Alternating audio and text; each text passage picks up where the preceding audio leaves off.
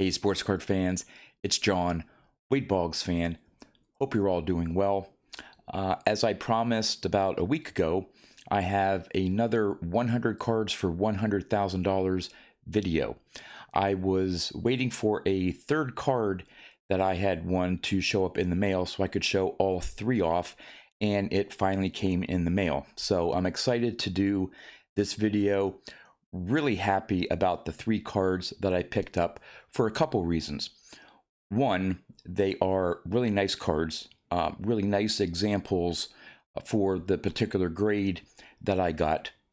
But second, if you've been following these videos, you know that when I first created the list, I had chosen a particular grade for a card, and the relative price at what that card at that grade was selling for, and it worked out to come up to $100,000.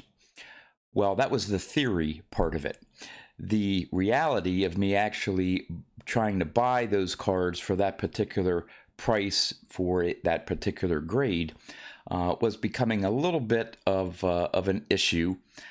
One, because I did not factor in shipping and tax. But two, since I put that list together, there have been some cards that have, sold for higher than what I had originally assigned or budgeted for that card. So I had to come to grips with the fact that if I wanted a really nicely centered card, that may have to go for a premium, or I may have to, adjust my budget, potentially pay a little bit more for a particular card if it had really good eye appeal.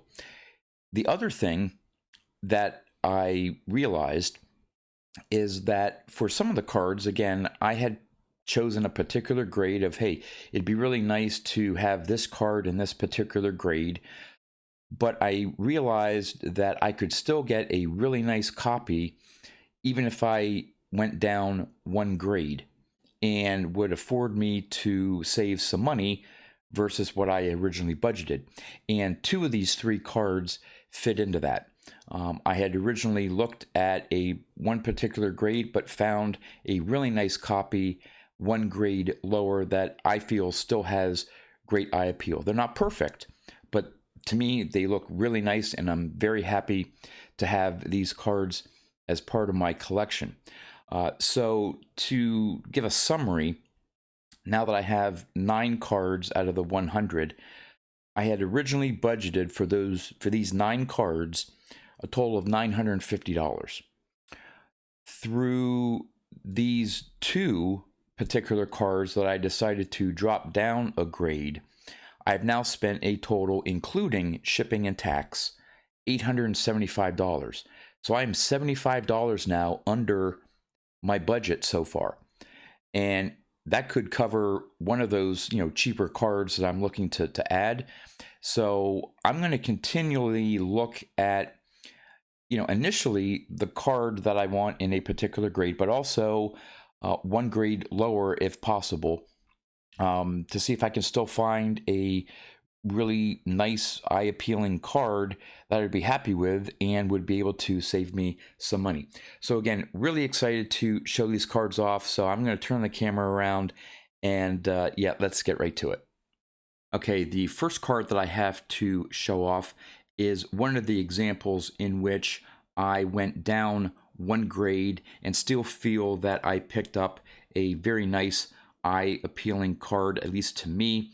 Again, it's not perfect, but for the grade that I picked it up, I'm very happy with.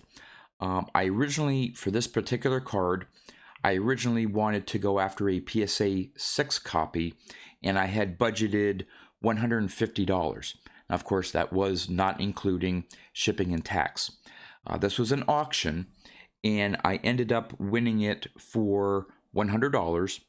And then when you added the shipping and tax, it came to $110. But what was another bonus is that it was during eBay's 5% eBay bucks. So I ended up earning about $5 in eBay bucks that I can later use to put toward another vintage card. So that was another added bonus. And the card in question is the 1969 Topps Hank Aaron. Again, the centering isn't perfect, but still it meets my standards of a fairly nicely centered card. You can tell in the bottom left-hand corner there, there is a bit of a softness, dinged corner there. Corners don't mean that much to me. It's more of the centering, more overall eye appeal, so that doesn't bother me at all. Overall, I think that the colors pretty good with it. You know, there may be other examples where maybe the color's a little bit sharper, but I don't know. I really, really like this card. The back, oh my gosh, the back is really nice in terms of centering. Again, may not be perfect, but it's really nice. Again, backs aren't as important to me as the front, but this is just an added bonus to me to have a really well-centered back to it. Really happy to add this 69 Aaron, and again, this is one of those examples where I decided to drop down one grade and still got a card that I really like and really happy to add to my collection. So that's the first one. Now the second card, for those who collect vintage or looking to get into vintage cards, if you had to ask around and say, well, what one vintage card that's, you know, I'm not talking about like a 52 man or anything like that, but what's a, and I hate to use the term iconic, but what's a classic, I guess you could say, vintage card that everyone should have in their collection? This is one of them, and this is one that I've always liked, always wanted in my vintage collection. I was looking for one at last year's National. Couldn't find one that was centered to my satisfaction and the price that they wanted for it. This card is notoriously known for being off-center, primarily left to right. And I found one that, again, it's not perfect, but it's pretty close. It's also a very condition-sensitive card. So if you haven't figured out what it is by now, it's the 1971 Topps Thurman Munson. Now, this is the second card that I had originally wanted a 6. And 6s were going for $250. So I saw this 5, and looking at the left to right centering, plus there is very little chipping on that black border. Maybe a little bit at the top. There's no ink roller marks across the card, which I've seen on other copies. I've seen 6s that have worse centering left to right. And when I saw this card, now this was a buy it now or best offer, and the seller wanted $150. I looked up comps for 5s, and they were going for around $130. So I sent in an offer of $130, and he countered with $140, and he was very nice. He says, hey, $140 is the best that I can do.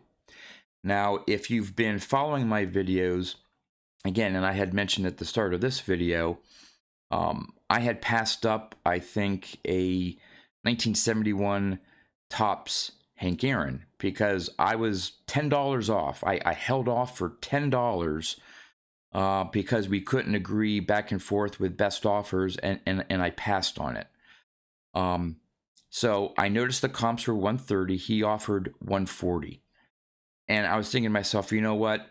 Yeah, finding a card like this in a 5, the way it's centered, the way that the black border is almost perfect on it. You know, here's the back. The back is really sharp as well. There's maybe a small little ink stain there, you know, just from printing thing, but really nice centered back. I said, look, hey, for $10, I'm not going to miss out on this one. And so I accepted his offer of $140. So with shipping and tax, I was in for $150. And following me accepting the offer, we had some messages back and forth. And he says, hey, I think you're really going to like this card. And I said, yeah, I'm really excited to get this. And he said, I guess he sells higher end vintage cards. Looking at the other cards that he has for sale, he's selling 8s and 9s and 7s. And he said when he submitted this to PSA, he thought that this was going to get a 7. And he was a bit disappointed that it only got a 5. So I don't know if that small little stain at the bottom there would have caused it maybe to be maybe he did a no qualifier and maybe it would have been a 7 but turned out to be a 5. If PSA considered that a little stain, I don't think they would have. But regardless, I am just so happy to have this copy in a 5 look this good. And again, I paid $150 all in, and I had originally budgeted buying this card again at a 6 for $250. So I got this card as part of my collection, and in my mind, I saved $100. So this was a really big purchase for me. Just absolutely love this card, and again, it's a classic. Just the 71 Topps card, the action shot of Thurman Munson. This is, again, one of those must-have cards in anyone's vintage collection, and I'm just so excited to add this. Now, in my discussion of that 71 Thurman Munson, I had mentioned that I missed out on a 1971 Topps Hank Aaron over $10. Well, I got one. PSA 5, which is what I was looking for. So this one I didn't drop down in a grade. This one was, now I had budgeted $100. Again, not with shipping and tax. This one was an auction. And again, based on the centering, based on the fact that, you look at the corners, maybe that, that bottom left-hand corner, you see a little bit of, dinged or rubbing of the corner there in terms of the black border, maybe a little bit right there, a little bit of a chip on the black border, but everything else on that, there is hardly any chipping on that border. It may be a little off, again, left to right, maybe slightly top to bottom, but I'm okay like top to bottom, a little bit off center. I think this presents very well. The back, it's a little, again, off top to bottom, but still very nice looking back. So again, all in, I won this for $115. So again, I had budgeted $100. I was willing to pay up for the fact that in my mind, this has such good eye appeal. I won it for $115. And then when you included the shipping and tax, I was in for $125. But just like that other Hank Aaron, this was also during the eBay Buck special. So I earned like $5.75 in eBay Bucks. So between these 3 purchases, in total, I was able to be under my budget for these 3 cards. Plus, I got almost $11 in eBay Bucks. So again, these 3, for multiple reasons, the look, the excitement of owning that classic Thurman Munson card, the fact that I'm able to remain and now be under my budget, really excited. I'm just so thrilled to have these 3 cards, 2 cards of Hank Aaron and a classic card of Thurman Munson. Let me know what you think in the comments about these pickups, how I'm doing on my goal. I don't want to jinx anything, but I have a potential 10th card in my eBay watch list. I may have to dip into my national budget just a little bit, but if I'm able to swing this, and if if the pictures do it justice, I'm going to be extremely happy if I'm able to win this card. I don't want to jinx it, so I hope I'm able to pull it off. But if so, it's going to be a really big addition to this list. So again, let me know what you think. Let me know which one of these cards you would like to have in your collection, assuming that you don't own one of them. If you enjoyed this video, would really appreciate a thumbs up. Really helps my channel out. That's all I have for you. As always, thanks for watching, and I'll see you next time.